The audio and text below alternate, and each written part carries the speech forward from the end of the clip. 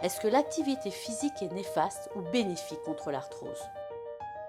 L'arthrose ne doit pas constituer un obstacle à l'activité physique, bien au contraire. On doit considérer le type de sport, son intensité, sa fréquence et sa durée. Des activités physiques intenses et une blessure antérieure, par contre, sont des facteurs négatifs pour l'articulation, donc des contre-indications.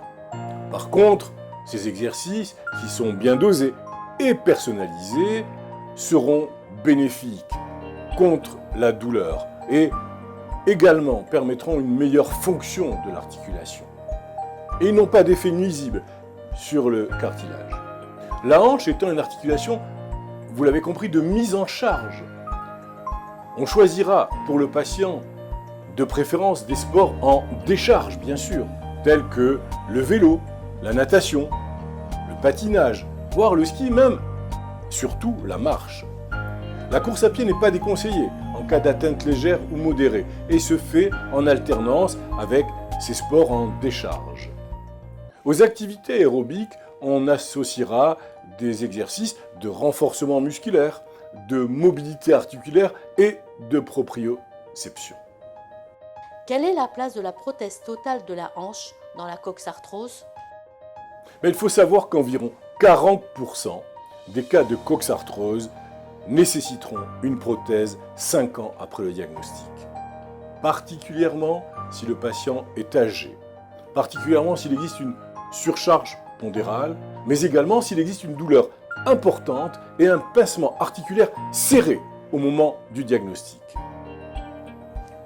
J'insiste sur le fait que la décision chirurgicale doit être personnalisée et reposer sur les objectifs du traitement de l'arthrose, c'est-à-dire la diminution de la douleur et l'amélioration de la fonction articulaire.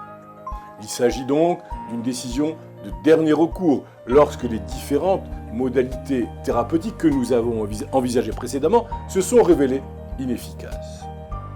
Chez les patients plus jeunes, on envisagera le fait que la durée de vie d'une prothèse est souvent de moins de 15 ans à cause d'une usure prématurée des surfaces de frottement. Dans les modalités thérapeutiques, la perte de poids et l'activité physique sont des éléments essentiels. Le paracétamol, les anti-inflammatoires non stéroïdiens, les injections de corticostéroïdes et d'agents de viscosuppléance sont utiles. Le recours aux narcotiques sera peu fréquent. La prothèse totale de hanche, enfin, constitue des solutions de dernier recours.